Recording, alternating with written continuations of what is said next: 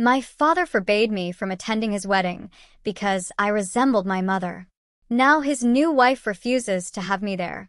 My dad, Roger, and I were always close growing up. After my mom, Elaine, cheated on him with his business partner when I was 14, he got full custody and we became a team. Every Friday, we get takeout from this Cuban place and watch whatever movie I picked. He came to every soccer game, helped with homework he didn't understand, and learned to braid hair from YouTube when I needed it for tournaments. He never said a bad word about my mom, even though she basically disappeared after the divorce to start a new family with the guy she cheated with. We were solid for 8 years. Then he met Brittany at some conference when I was 22. She was 31, worked in pharmaceutical sales, and looked nothing like my mom. Where my mom was tall with dark hair and brown eyes like mine, Brittany was short, blonde, and had piercing green eyes. Dad was 50 and absolutely smitten. I was happy for him because he deserved to find someone after being alone for so long. Brittany seemed nice enough at first. She laughed at his bad jokes, encouraged him to take that promotion he'd been nervous about, and even asked me about college and my plans after graduation. 6 months in, they got engaged. I helped him pick the ring. He was nervous like a teenager, and it was actually cute seeing him that excited about something again. The wedding planning started normally. Brittany asked my opinion on flowers. We went cake tasting together, and she even asked me to give a speech. Dad kept saying how perfect everything was, how this was his second chance at happiness. Then Brittany started making comments. She'd stare at me during dinner and say it was creepy how much I looked like the photos she'd seen of his first wife.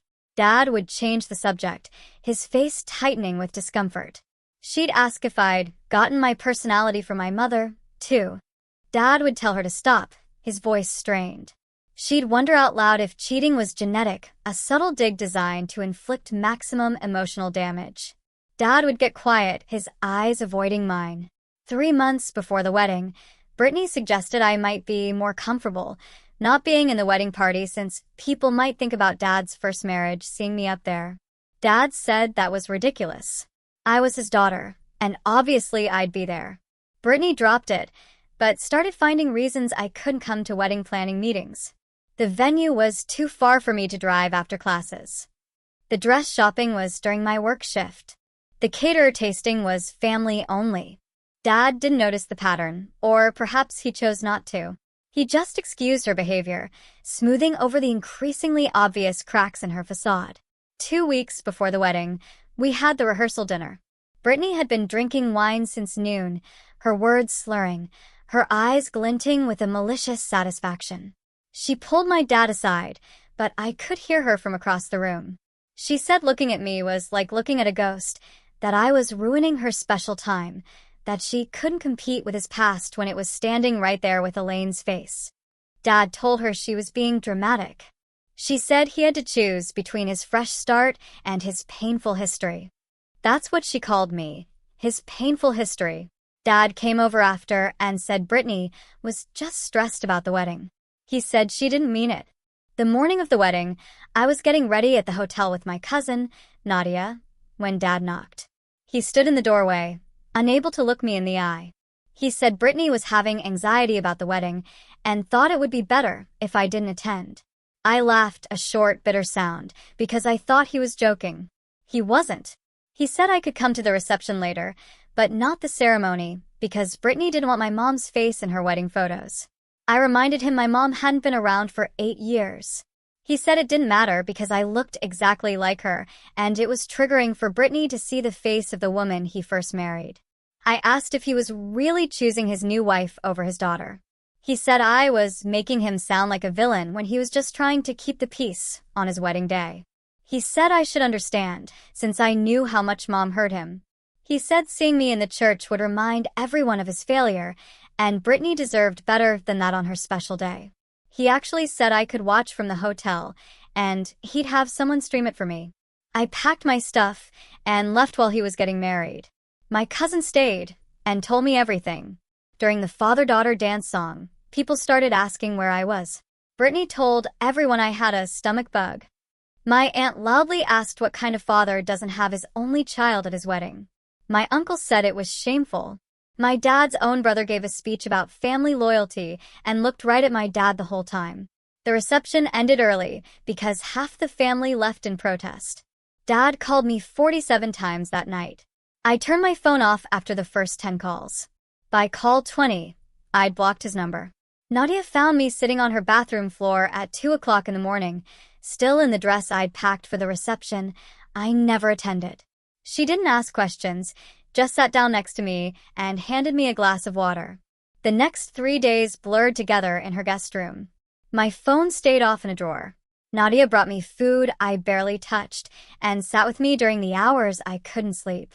She'd ask if I wanted to talk, and I'd shake my head because what words existed for this kind of betrayal?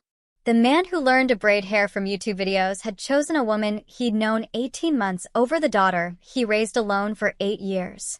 Every time I tried to explain it to myself, the logic broke apart. He picked her comfort over my existence at his own wedding. This scenario illustrates parental abandonment, emotional and physical, driven by a new partner's manipulative and controlling behavior. Brittany systematically isolates Roger from his daughter, playing on his insecurities about his past marriage. Roger's choice to prioritize Brittany's comfort over his daughter's presence at his wedding, despite his long-standing close relationship with his daughter, shows a deep-seated vulnerability to manipulation.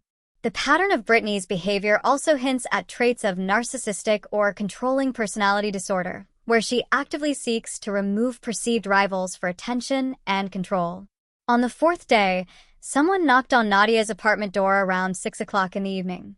She went to answer it, and I heard his voice from the guest room. Dad sounded tired, asking if I was there, saying he needed to see me. Nadia told him to wait in the hallway. She came back and asked if I wanted her to send him away. Part of me wanted to hide forever, but another part needed to hear what possible explanation he thought would make this okay. I told her I'd talk to him, but not here. We met at the coffee shop 2 blocks from Nadia's place 30 minutes later. Dad looked like he hadn't slept since the wedding. His shirt was wrinkled, and he had dark circles under his eyes that made him look older than 50. He ordered coffee. Neither of us drank. He started talking before I even sat down. Brittany's father left when she was 7. She watched her mother fall apart, watched her get replaced by a new family, developed severe anxiety around being compared to previous relationships. Seeing me at the wedding would have triggered all that trauma. The ceremony photos would have been ruined by her panic attacks. He went on for 20 minutes about Brittany's abandonment issues, her therapy history, her fear of being second choice. I listened without interrupting, the words washing over me, and noticed he never once mentioned me. When he finally stopped talking, I pointed out that I was his daughter and had been part of his life for 22 years.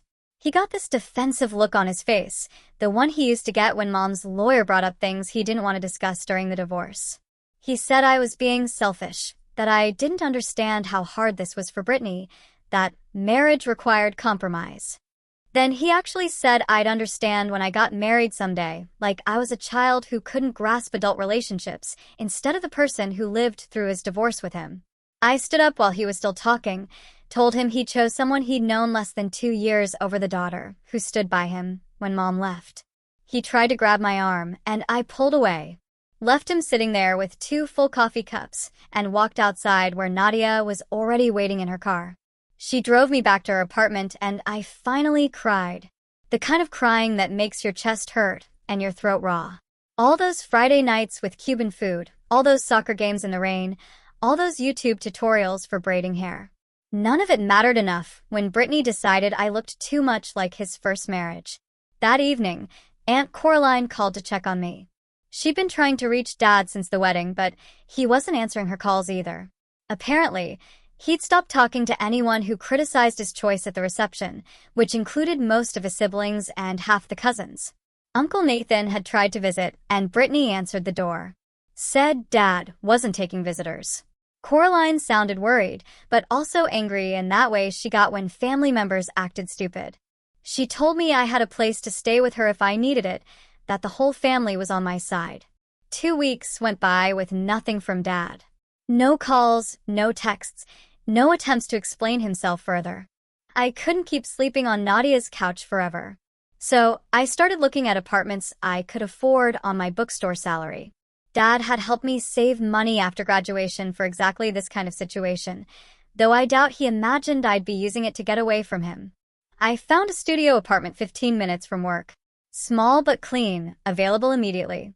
The landlord ran my credit and approved me within 3 days. I needed to pick up some stuff I'd stored at Dad's house before I could move in. A box of supplies, some books, winter clothes I hadn't needed at the school. I drove over on a Tuesday afternoon when I knew Dad would be at work.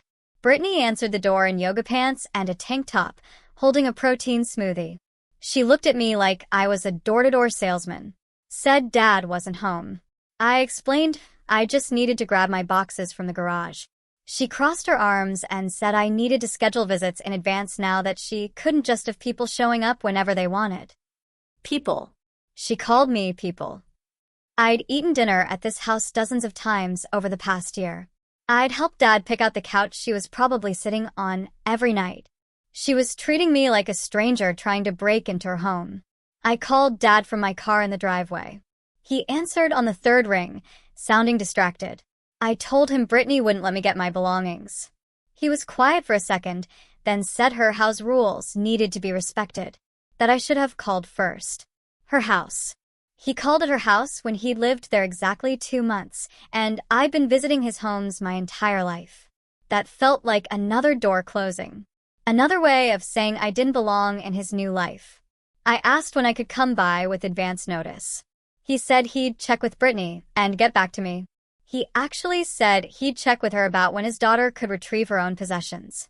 Uncle Nathan called me that night after Coraline told him what happened. He said he'd come with me whenever Dad agreed to let me in. That Dad wouldn't pull any garbage with family witnesses present. 3 days later, Dad texted a date and time. Saturday morning at 9 o'clock. Uncle Nathan picked me up at 8:45. We pulled into the driveway exactly on time, and Dad was waiting by the garage door. He tried to hug me, and I stepped back. Nathan gave him a look that could freeze water. The garage was hot and smelled like motor oil. My boxes were stacked in the corner where I'd left them 6 months ago, covered in dust. Dad hovered near the door while Nathan and I loaded everything into the truck bed. He kept trying to make conversation, asking about my new apartment, my job at the bookstore, whether I was still thinking about graduate school, talking like we were casual acquaintances catching up instead of father and daughter in the wreckage of our relationship. Like he hadn't just erased me from the most important day of his life.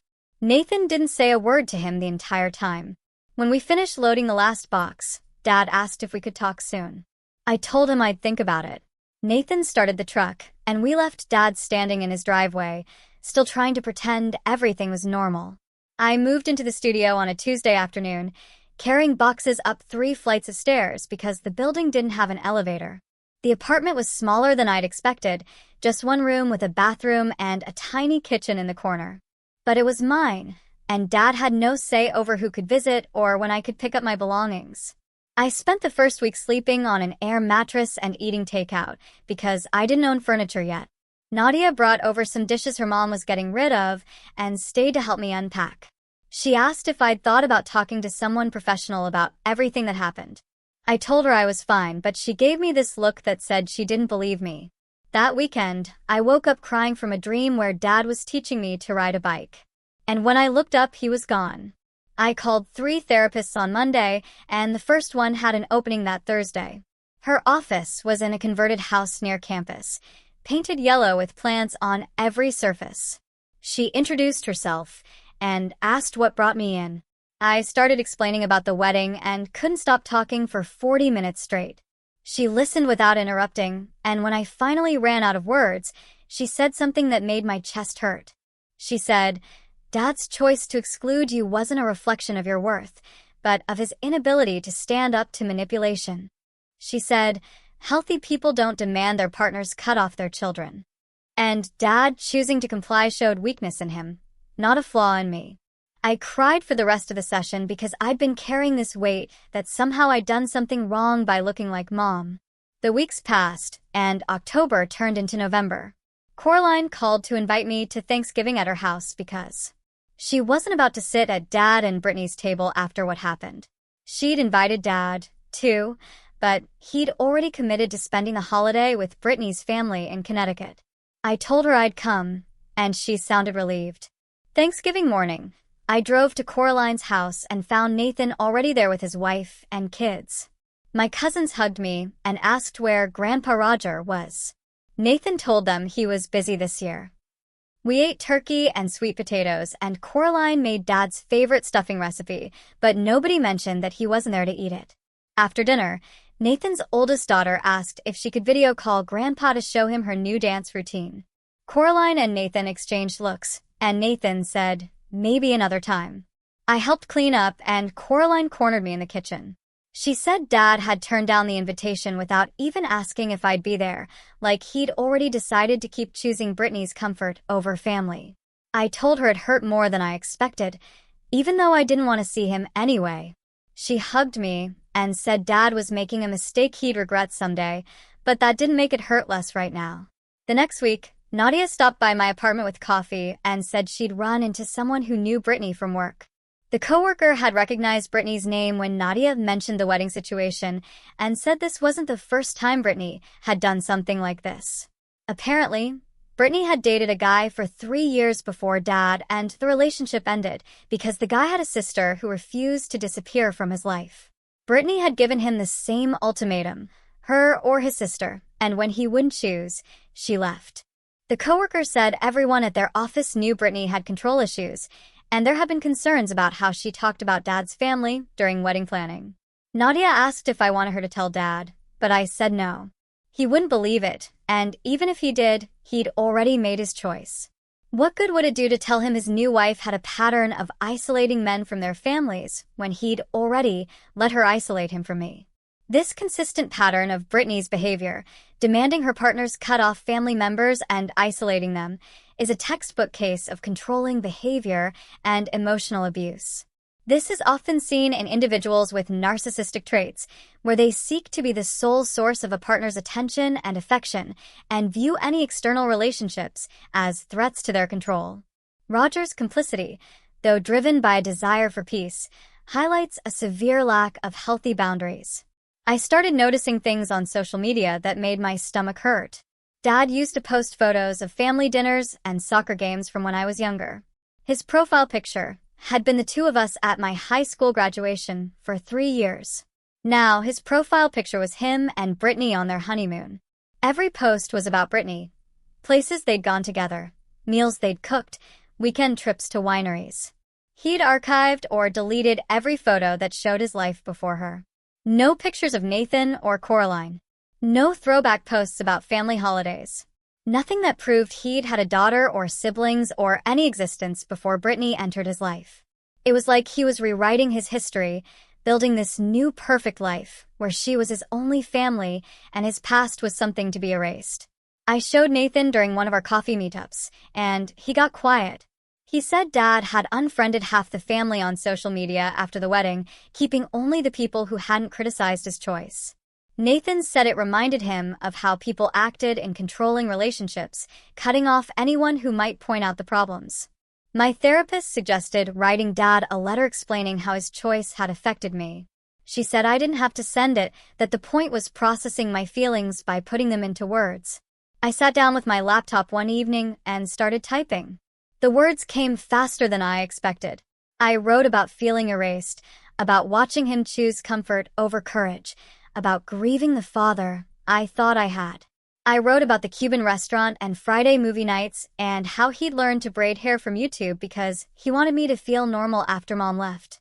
I wrote about how he'd promised we were a team and then abandoned that team the second someone prettier came along. I wrote about Brittany calling me his painful history and him not defending me. I wrote 10 pages before I ran out of things to say. I saved the document but didn't send it. Just writing it made something loosen in my chest. Christmas approached, and I wasn't sure what to expect. Dad had skipped Thanksgiving, and I figured he'd skip Christmas too.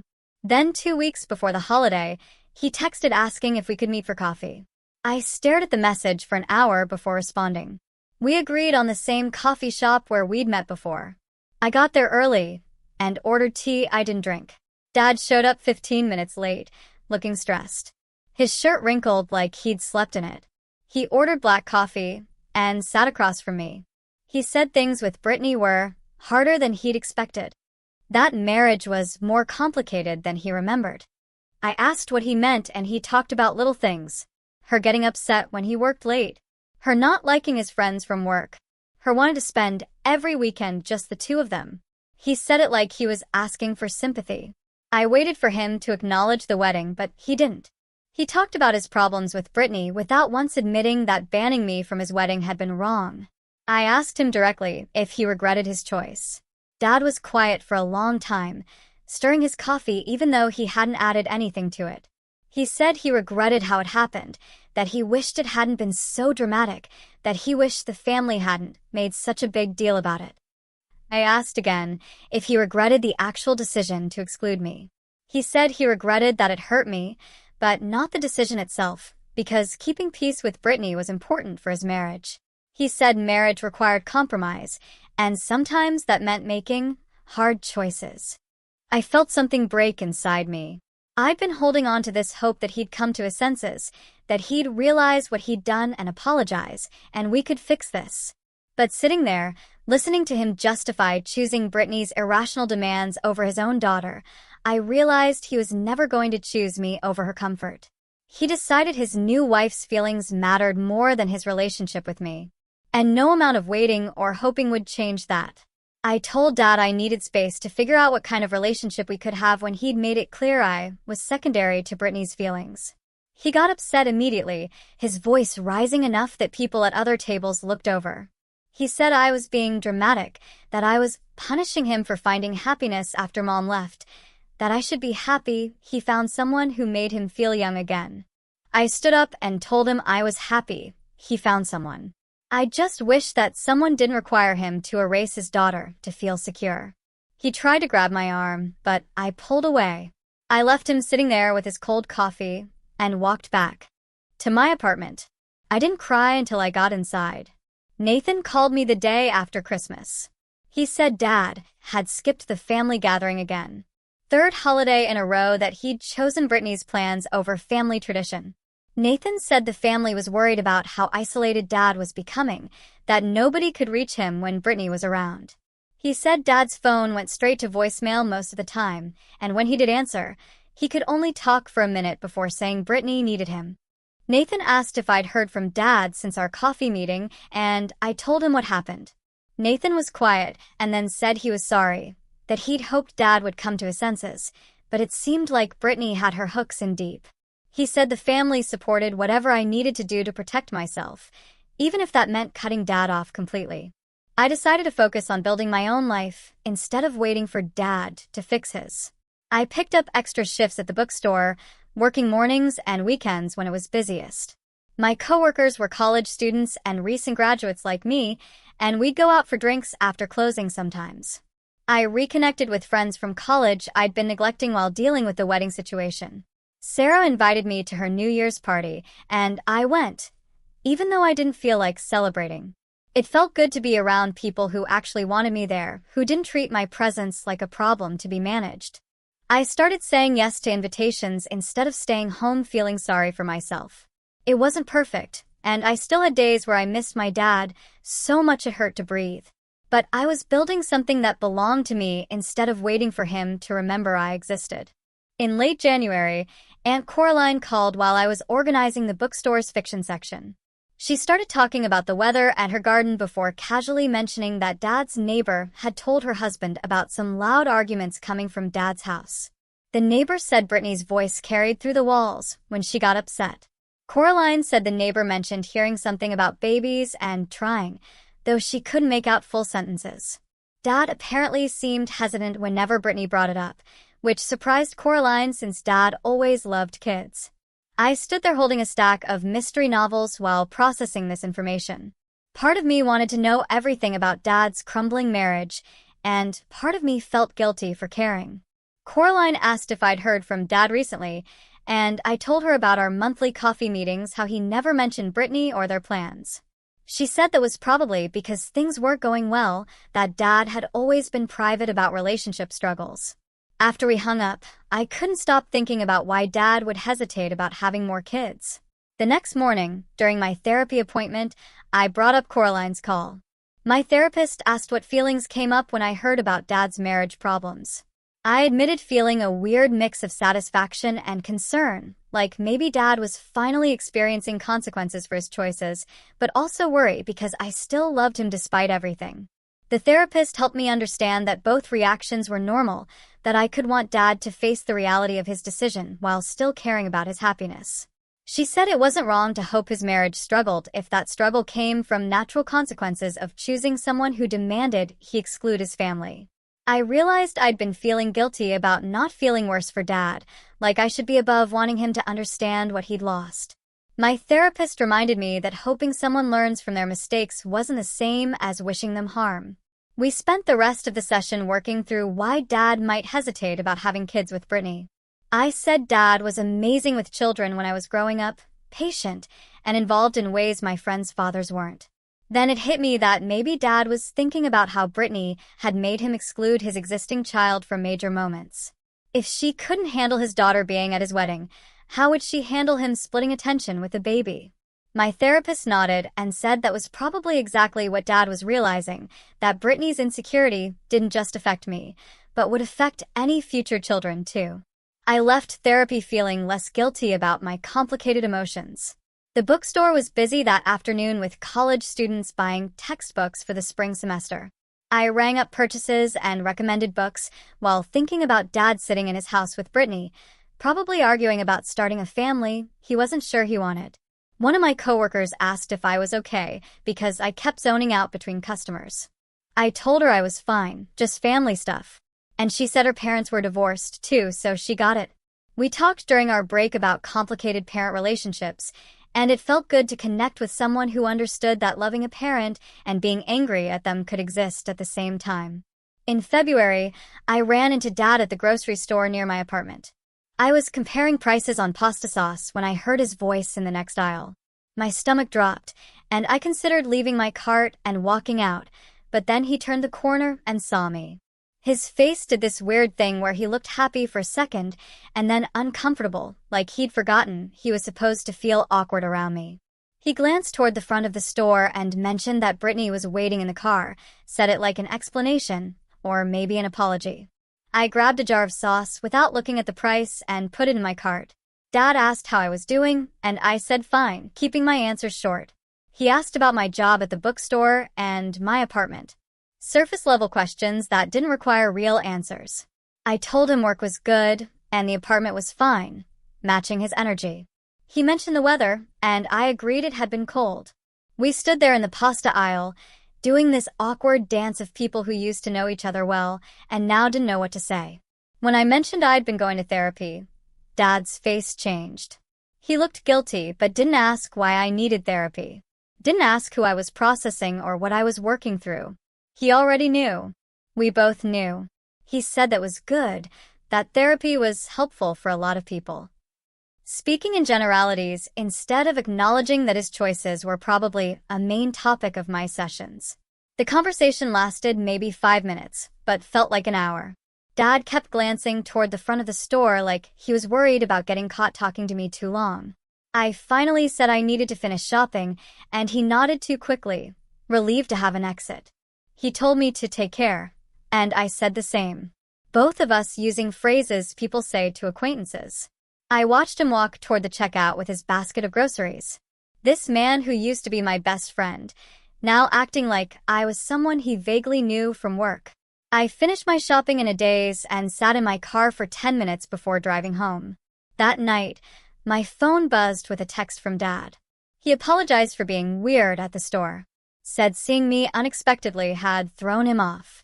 Then he added that Brittany got upset when he talked about me, that it was easier to keep conversations short to avoid problems at home.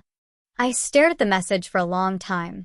He was explaining her feelings again, asking me to understand why he couldn't act like a normal father to his daughter in a grocery store. I didn't respond. I was tired of him explaining Brittany's emotions while completely ignoring mine. I was tired of being treated like a problem instead of a person. I deleted the text and went to bed. A week later, Nadia called with more family network gossip. She'd heard from Coraline, who'd heard from the neighbor that Brittany and Dad had been trying to get pregnant for months with no success. Nadia said Brittany had been researching fertility treatments and talking about seeing specialists. Part of me felt bad for them, because struggling with fertility was genuinely hard, but mostly I felt angry that Dad might only reach out to me if he needed support through this, that I might only matter to him again if his marriage with Brittany hit a rough patch. Nadia asked how I felt about potentially having a half-sibling, and I realized I hadn't even thought that far ahead. I'd been so focused on my broken relationship with Dad that I hadn't considered what it would mean if he had another kid, if he got a chance to be the father he used to be with someone who didn't look like Mom. In early March, Dad called instead of texting. His name on my phone screen felt strange because he usually stuck to messages. I almost didn't answer, but curiosity won. He sounded stressed, his voice tight in a way I recognized from when he used to deal with difficult clients at work. He asked if we could have dinner, said there were things he needed to tell me about what was happening in his marriage. I wanted to say no, wanted to protect myself from whatever emotional mess he was about to dump on me, but I also wanted to know what was making him sound this desperate. I agreed to meet at a restaurant near my apartment the next evening. Dad said thank you like I was doing him a huge favor instead of just agreeing to have dinner with my own father. The next night, I got to the restaurant first and picked a table near the back. Dad arrived 10 minutes late, looking like he hadn't slept well in weeks. His eyes had dark circles, and his shirt was wrinkled, which wasn't like him. He used to iron everything. He sat down and ordered coffee, even though it was almost 7 o'clock at night. The waitress left menus, and Dad just started talking. He said Brittany's obsession with getting pregnant had taken over their entire marriage. Every month brought another disappointment when her period came. Every month meant more tension and more blame. She'd stopped wanting to do anything that wasn't related to fertility. No movies, no dinners out, no weekend trips. Everything was about tracking ovulation and taking vitamins and researching doctors. Dad looked exhausted just describing it. He said Brittany blamed the stress of the wedding situation for her fertility problems. She'd convinced herself that her body wouldn't cooperate because of all the family drama, that the negative energy from his relatives hating her had somehow affected her ability to conceive. I put down my water glass and looked at him directly. I pointed out that she had created that drama by demanding I be excluded from his wedding. She had insisted on erasing his daughter from his life, and now she was blaming the natural consequences of that choice on everyone else. Dad was quiet. He didn't immediately defend her like he usually did. He just sat there looking at his coffee cup like it might have answers. I waited for him to say more. He rubbed his face with both hands and looked older than I'd ever seen him. The restaurant felt too quiet around us, just the low hum of other people's conversations and the clink of silverware. Dad picked up his coffee cup, set it down without drinking, then finally spoke again. He said he'd been thinking about the wedding a lot lately, about how many people left early, about his brother's speech. He admitted he'd replayed that morning at the hotel over and over. Remembered standing in my doorway, unable to look at me. His voice got quieter when he said, maybe choosing Brittany's comfort over having me there wasn't the right call. I felt something shift in my chest, but I didn't let it show on my face. This wasn't the full apology I needed, but it was closer than he'd ever gotten. I asked him if he was only saying this because his marriage was struggling, because Brittany couldn't get pregnant, and he was realizing what he'd given up. Dad looked genuinely hurt by that question. But he didn't get defensive. He said he deserved my suspicion after what he'd done. He admitted the fertility issues had forced him to look at his choices differently, made him see patterns he'd been ignoring. But he insisted he'd been feeling guilty since the wedding, had wanted to reach out, but didn't know how after what he'd done. I told him he didn't lose his family, like it was some accident that happened to him. He made a choice to push us all away when he picked Brittany's irrational demands over basic decency. I reminded him that Coraline had been nothing but kind to him, that Nathan had always supported him, that I had stood by him through the divorce and everything after. He threw all of that away because his new wife couldn't handle looking at me. Dad's shoulders slumped, and he looked down at the table. He said I was right, that he'd pushed everyone away by making that choice. But even now, sitting here admitting he'd messed up, he couldn't quite say the actual words that he'd been wrong. Instead, He said he wished things had gone differently, like it was fate instead of his own decisions. I felt the familiar frustration rise up, but I kept my voice level. I pointed out there was a difference between wishing things were different and taking responsibility for making them that way. Dad nodded slowly, but didn't argue. He just sat there looking sad and stuck, trapped in this pattern he could finally see, but didn't know how to break. The waitress came by to refill his coffee and asked if we wanted food. Dad ordered a sandwich he probably wouldn't eat, and I got the same. After she left, Dad asked if I'd be willing to see him occasionally, maybe have coffee once in a while away from Brittany. He said he knew he didn't deserve it, but he wanted to maintain some kind of relationship with me if I'd let him. I didn't answer right away. Part of me wanted to say yes immediately because I missed my dad. Missed the person he used to be before Brittany. But another part of me knew that agreeing too easily would let him off the hook, would make it seem like what he'd done was forgivable just because he felt bad now.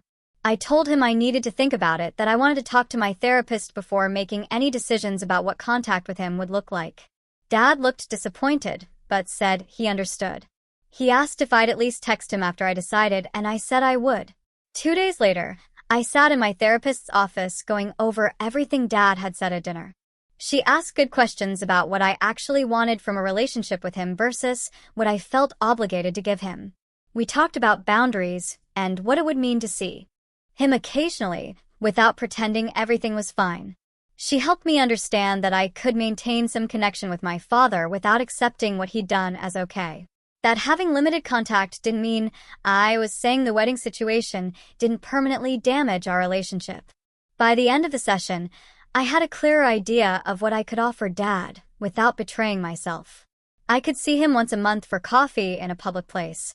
I wouldn't attend any events where Brittany made me unwelcome or where I'd be expected to act like everything was normal. I wouldn't pretend the wedding never happened or that we were back to how things used to be. If he wanted access to my life, it would be on my terms, with clear boundaries. I texted Dad 3 days after our dinner. I kept it simple and said I was willing to meet once a month for coffee, but I wouldn't pretend everything was fine between us. I told him I wouldn't participate in any family events where Brittany made me unwelcome and that I needed him to respect these boundaries without pushing for more. I hit send and felt my stomach twist with anxiety, waiting for his response. It came back in less than 5 minutes. Dad said yes to everything. Said he was grateful I was giving him this chance. Said he'd take whatever relationship I was willing to have. The relief in his text was obvious, even through the screen. Part of me felt good about setting clear terms. Another part felt sad that this was what our relationship had become. Scheduled monthly meetings with rules and boundaries instead of the easy closeness we used to have. Our first coffee meeting happened in late March at a place near my apartment. I got there early and picked a table by the window where I could see Dad coming. He showed up exactly on time, wearing a jacket I recognized from years ago. We ordered our drinks and sat down, and the first few minutes were awkward. Dad asked about my job at the bookstore, and I told him about the new inventory system we were learning. He talked about a project at work that was giving him trouble. We carefully avoided mentioning Brittany, the wedding, or any family members. It felt stilted and strange, but it wasn't terrible. We finished our coffee in 40 minutes, and Dad walked me to my car. He thanked me again for meeting him and asked if we could do it again next month. I said yes and drove home feeling weird about the whole thing, like I just had coffee with a distant relative instead of my own father. April's coffee meeting went a little smoother. We'd found a rhythm of safe topics that wouldn't lead to fights. But near the end, Dad mentioned that Brittany had started seeing a fertility specialist who suggested counseling might help with the stress of trying to conceive. He didn't say whether they were actually going to counseling, but the fact that he was telling me felt important. It was the first time he'd voluntarily brought up Brittany in our conversations, the first crack in the wall he'd built between his marriage and his relationship with me. Asked if the specialist had found any medical reasons for the fertility issues. Dad said they were still doing tests, but so far everything looked normal, which made Brittany more frustrated because she wanted an answer she could fix. I could hear the exhaustion in his voice when he talked about it.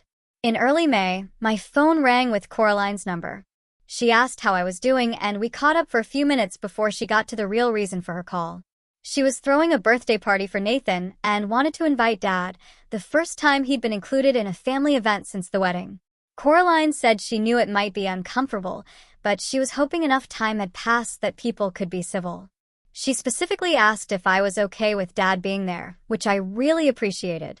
She wasn't assuming I'd be fine with it or putting me in a position where I'd look bad for objecting. I thought about it for a minute. I didn't want Dad's choices to keep me away from family who had supported me through everything. I told Coraline I'd come to the party, and I was okay with Dad being invited, too. She sounded relieved and said she'd make sure everyone knew to keep things drama-free. The party was on a Saturday afternoon at Coraline's house. I showed up with a gift for Nathan and immediately saw Dad's car in the driveway. My stomach clenched, but I went inside anyway. The house was full of family members I hadn't seen in months.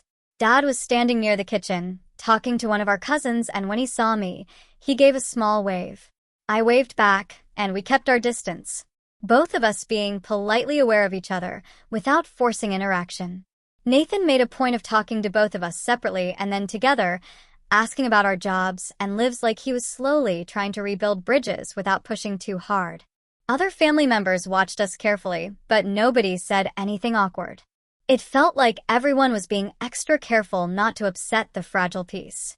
I was getting a drink from the cooler on the back porch when I heard Dad's voice through the open kitchen window.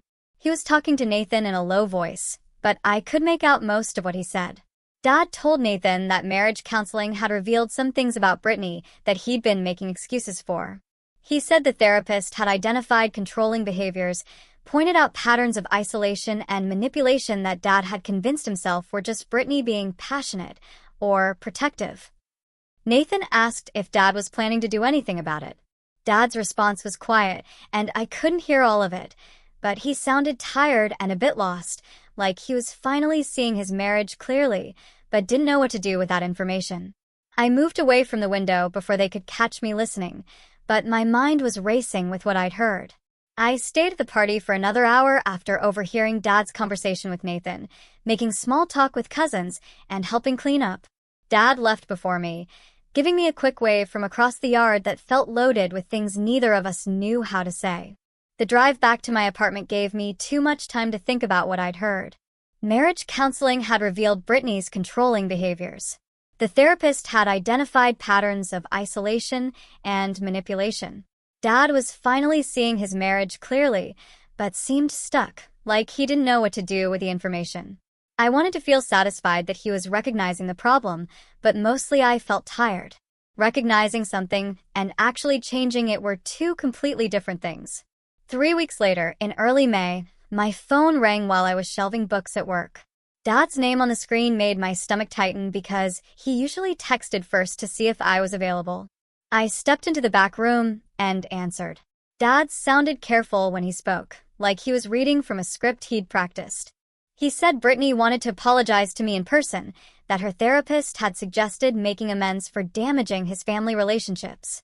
The words felt hollow even through the phone. I asked if this was Brittany's idea or the therapist's assignment. Dad went quiet for a few seconds before admitting it had come up in their counseling session. So it was a homework task, not genuine remorse. I told Dad I'd think about it and hung up before he could push. The rest of my shift dragged while I debated whether meeting Brittany would accomplish anything real or just give her a box to check on her therapy worksheet. I called Dad back that evening and agreed to meet Brittany, but only with him present and only at a neutral location. We settled on a coffee shop halfway between our places for the following Saturday afternoon. I showed up 10 minutes early and picked a table near the window where I could see them arrive. Dad walked in first with Brittany trailing behind him, her face tight like she'd rather be anywhere else.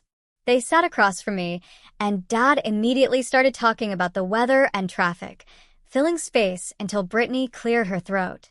She launched into what sounded like a rehearsed speech about being overwhelmed by wedding planning and making poor choices under stress. The words came out smooth and practiced, hitting all the right notes about taking responsibility and understanding the impact of her actions. But there was no real acknowledgement of how cruel her demand had actually been. No genuine understanding that she'd made Dad choose between his wife and his daughter. She finished her apology and looked at Dad like she'd completed her task, waiting for approval. I let the silence stretch for a moment before speaking. I pointed out that she hadn't just made a poor choice under stress, but had actively excluded me from my own father's wedding, that she'd called me his painful history, and demanded I stay away from the ceremony. Brittany's face shifted from rehearsed remorse to defensive anger in seconds. She said I was being unfair, that she'd apologized, and I was refusing to accept it. Dad jumped in, trying to smooth things over, saying, "We were all doing our best, and this was a good first step." I watched him fall back into his old pattern of protecting Brittany's feelings over addressing the actual problem. This apology wasn't about Brittany acknowledging what she'd done to our family. It was about her checking a box so she could tell her therapist she'd tried. The whole meeting felt like performance rather than actual accountability. I told them both that I appreciated the attempt, but needed to see actual changed behavior before I could consider rebuilding any relationship with Brittany. Real change meant Dad being able to attend family events without her controlling his access. Meant her treating me like a person instead of a ghost of his past. Meant actual acknowledgement of how our demands had damaged our relationship. Dad looked disappointed, but didn't immediately argue, which was at least different from his previous pattern of jumping to defend Brittany no matter what. Brittany stood up and said she'd done what her therapist asked and couldn't force me to forgive her. She left the coffee shop without looking back. Dad stayed for a few more minutes, apologizing for how the meeting had gone, but still not quite understanding why a rehearsed apology wasn't enough. I left feeling like nothing had actually changed, except now Brittany could tell her therapist she tried to make amends. My next therapy session focused on processing the failed apology attempt. My therapist helped me see that Dad's growing awareness of Brittany's issues didn't erase what he'd done, but it might mean he was capable of making better choices going forward. The key word was might. Awareness didn't automatically lead to change, especially when someone was still stuck in the same patterns. I was learning to hold space for both Dad's failures and his potential growth, to not dismiss the small signs of progress while also not accepting them as enough. The therapist said this was healthy boundary setting, recognizing that Dad was responsible for his choices while I was responsible for protecting myself. It felt like walking a tightrope between giving up on our relationship completely and letting him hurt me again by expecting too much too fast. In mid-June, Uncle Nathan called to catch up and mentioned he'd noticed Dad coming to more family events alone lately. Nathan said Brittany claimed social anxiety kept her from attending gatherings, but he suspected Dad was protecting his family time from her control. It was a small shift, but felt meaningful after months of Dad choosing to isolate himself. Nathan said Dad seemed more relaxed at these events, more like his old self, when Brittany wasn't around to monitor his interactions. I asked if Dad talked about me at these gatherings. Nathan said my name came up occasionally, that Dad would mention something about my job or apartment, but seemed uncomfortable going deeper, like he was testing the waters of whether the family would accept him talking about me. The family was being cautiously welcoming, not pretending the wedding situation hadn't happened, but giving Dad space to slowly rebuild bridges. Dad texted me in late June asking if I wanted to get coffee, just the two of us. I agreed, and we met at a place near my apartment on a Saturday morning. He asked about my life in more depth than usual, actually listening to my answers instead of waiting for his turn to talk about his own problems. When I mentioned considering graduate school for library science, Dad's face lit up, and he started asking questions about programs and specializations. He offered to help research schools like he used to when I was applying to colleges, pulling out his phone to make notes about deadlines and requirements. For 20 minutes, we talked about my future plans, and it felt almost normal, like having my actual dad back instead of Brittany's husband. He didn't mention his marriage or Brittany at all, and I didn't ask. We just existed in this bubble where we were still a team, figuring things out together. Dad told a story about a difficult client at work who kept changing project requirements, doing an impression of the guy's voice that made me laugh out loud. For a few minutes, it felt completely normal between us, like the past year hadn't happened, and we were just catching up over coffee like we used to. Then his phone buzzed, and I saw Brittany's name on the screen. Dad's whole posture changed, shoulders tensing as he read whatever message she'd sent. He typed a quick response and put the phone away, but the easy atmosphere was gone. We finished our coffee making awkward small talk, and Dad promised to send me the graduate school information he'd found. Walking back to my apartment, I felt this weird mix of hope and sadness. Glimpses of my real dad still existed under everything Brittany had done to isolate him. But those glimpses felt fragile and temporary. 3 weeks later, in mid-July, Dad called on a Tuesday evening. He sounded exhausted when I answered, his voice flat in a way that made me immediately worried something serious had happened. He said the fertility treatments weren't working, and Brittany was devastated by another negative test. I could hear genuine sadness for her in his voice, but also this bone-deep exhaustion that went beyond sympathy. He admitted he wasn't sure he even wanted another child at 50, that he'd been going along with the treatments because Brittany wanted them so badly, but his heart wasn't really in it. This was the most honest Dad had been with me about his marriage in months. I asked him directly if he'd told Brittany about his hesitation. Dad went quiet for a long moment before admitting he hadn't because she was so focused on getting pregnant that he didn't want to add to her disappointment. I pointed out that this was another example of him avoiding difficult conversations to keep peace, exactly like he'd done with the wedding situation. He was so afraid of conflict with Brittany that he couldn't be honest about something as major as whether he wanted more children. Dad went quiet after I said that, staring at his coffee cup like it might have answers written on the bottom. He set it down carefully and rubbed his face with both hands, looking older than I'd seen him in years. When he finally spoke, his voice was rough and tired. He said I was right, that he'd been so scared of fighting with Brittany that he'd just made everything worse instead of better. He admitted he kept choosing her comfort over being honest because conflict felt impossible, like one wrong word would blow up his whole marriage. This was the closest he'd ever come to actually seeing his pattern, to understanding that avoiding hard conversations had cost him almost everyone who mattered. I didn't say anything. Just let him sit with that truth while the coffee shop buzzed around us with normal people having normal conversations about normal problems. This long-standing pattern of prioritizing a partner's comfort over honest communication and family relationships, even in critical matters like having children, is a classic example of enmeshment in an abusive dynamic. Roger's fear of conflict and his avoidance of difficult conversations have led to him sacrificing his own well-being and relationships, demonstrating the insidious power of manipulative partners. His slow awakening is a crucial step towards reclaiming his autonomy. 3 weeks passed before Dad texted again, asking if we could meet for coffee in early August. I said yes, and showed up at the same place on a Saturday morning. Dad looked rough when he walked in, like he hadn't been sleeping well. He ordered his usual black coffee and sat across from me, fidgeting with a cup sleeve. After the standard questions about my job and apartment, he mentioned his birthday had been the week before. I'd sent a text, but hadn't called because I wasn't sure if Brittany would answer his phone. Dad said he'd spend it with just Brittany at home because she didn't want a family party. His voice went flat when he said it, like he was reporting facts instead of talking about something that clearly hurt. I asked if the family had done anything, and he nodded slowly.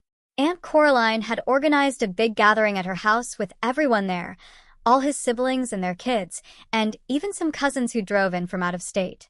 Dad hadn't been invited because Brittany said family events gave her anxiety, and he couldn't come without her.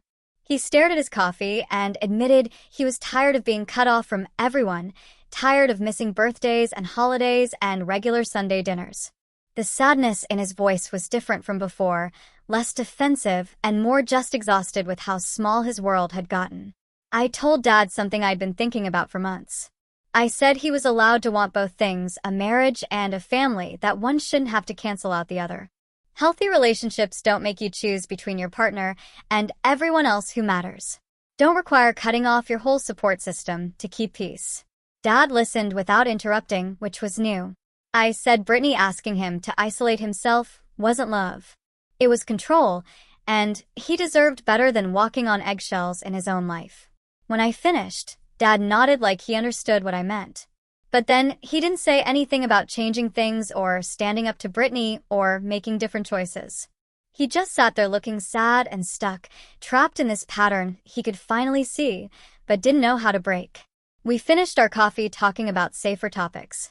And when we left, I felt this weird mix of hope that he was waking up and frustration that waking up wasn't the same as doing anything about it. September came, and I was settling into a routine at work, picking up extra weekend shifts to save money for graduate school applications. On a Tuesday afternoon, someone knocked on my apartment door.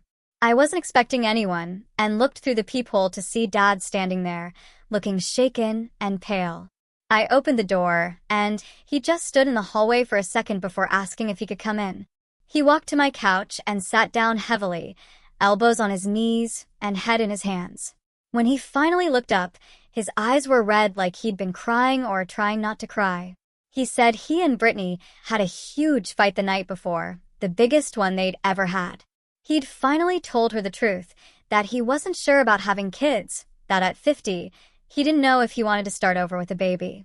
Brittany had completely lost it, screaming at him about wasting her time and her fertile years. The fight went on for hours, with her saying he'd lied to her about wanting a family, that she never would have married him if she'd known he was going to back out of their deal. Dad leaned back against my couch and closed his eyes. He told me Brittany had threatened to leave him if he didn't commit right now to doing whatever it takes to have a baby.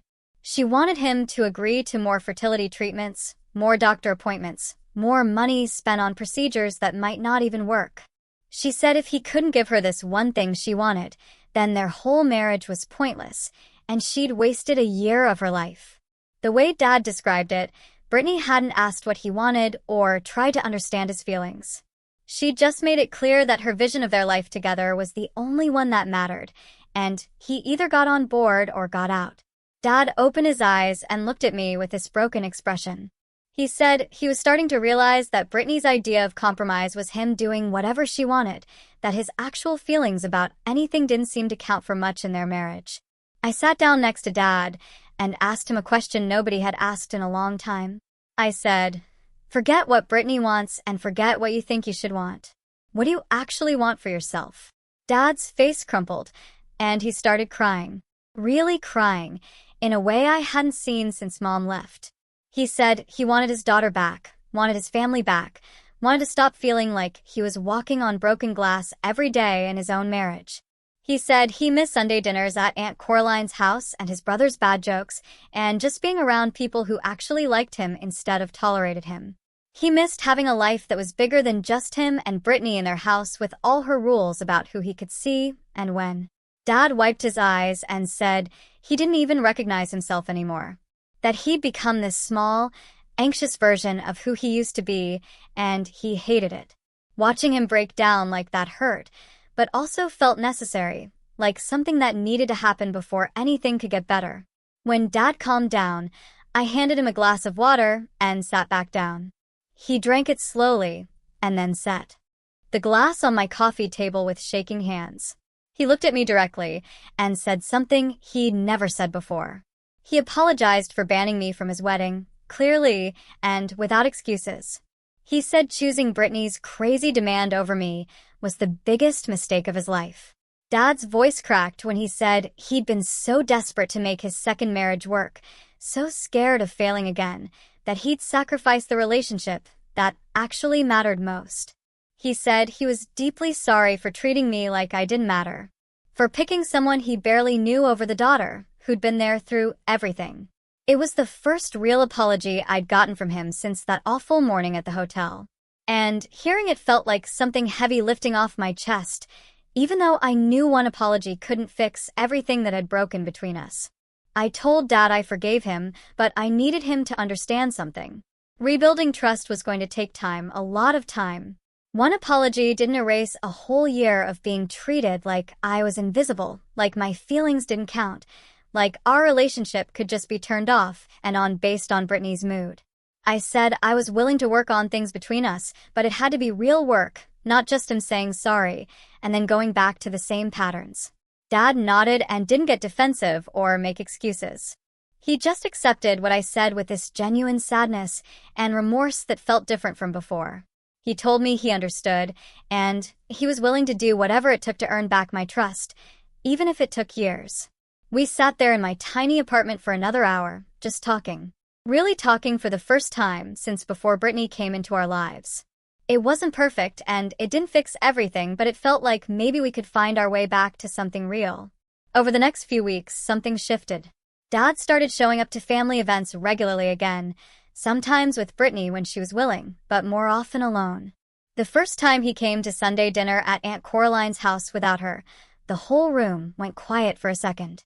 But then Aunt Coraline just hugged him, and Uncle Nathan clapped him on the shoulder, and everyone went back to their conversations.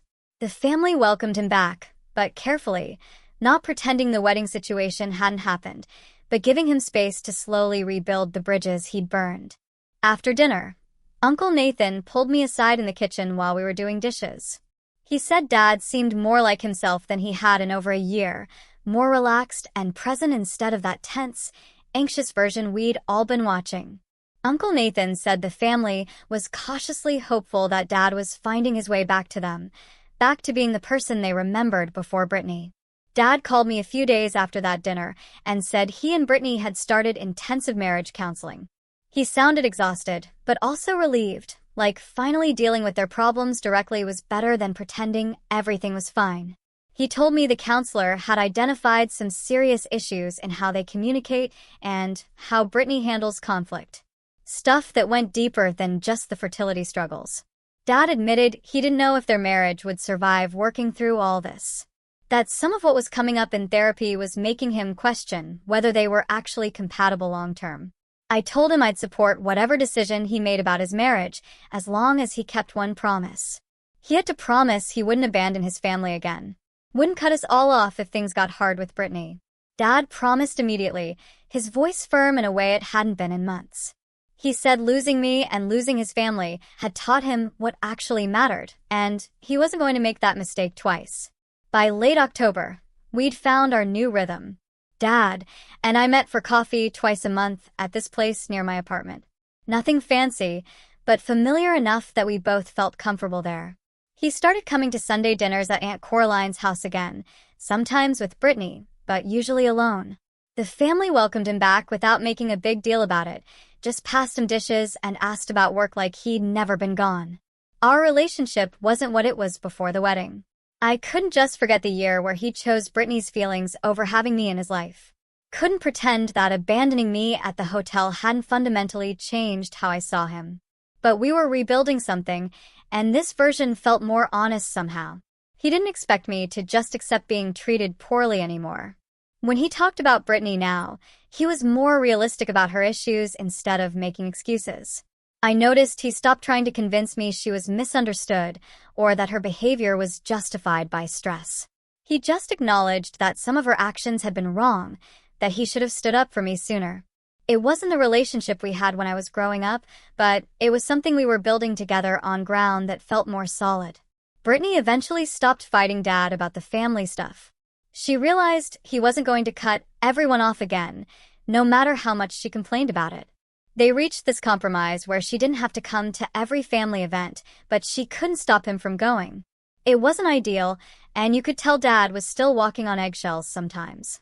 But it was functional. He seemed relieved to have his life back, to be able to see his siblings and cousins without it turning into a huge fight with Brittany. At one Sunday dinner, Uncle Nathan pulled me aside and said Dad looked more relaxed than he had in over a year. I agreed, but didn't say what I was thinking, which was that Dad still had this tension in his shoulders whenever his phone buzzed, like he was bracing for Brittany to be upset about something. In November, Dad showed up at my apartment with a stack of papers about graduate programs. He'd spent hours researching schools that had good programs for what I wanted to study, printing out information about funding options and application requirements. It reminded me of how he used to help with college applications back when we were a team, and he knew everything about my plans. We spent a whole Saturday at my tiny kitchen table working through applications together. He read my essays and made suggestions that actually improved them, asked questions that helped me figure out what I really wanted to say. For those few hours, it felt like having my real dad back. The one who used to help with homework he didn't understand and showed up to every soccer game. But I also knew things had permanently changed between us. There was this awareness, now that our relationship could be broken, that he was capable of choosing someone else over me when things got hard. I loved him and was glad we were rebuilding, but I'd never fully trust him the same way again. He seemed to understand that without me having to say it. A year after the wedding that broke everything between us, Dad and I were building something new. It wasn't the easy closeness we had before. Wasn't that automatic trust where I never questioned whether he'd be there for me? This version was more complicated, built on both of us being more honest about our limits and needs. I'd learned I didn't need his approval to know my worth, that I could survive him letting me down and still be okay. He was learning that real love means choosing people even when it's uncomfortable, even when your partner wants you to make it easier by cutting them off. We weren't perfect and probably never would be again, but we were finally moving forward together instead of him moving away, while I stood still waiting for him to remember I mattered. When a parent's romantic relationship demands the sacrifice of their bond with their child, and the child chooses to reclaim their own worth and set boundaries, what does a truly honest and healing reconciliation look like? And is complete trust ever truly possible again?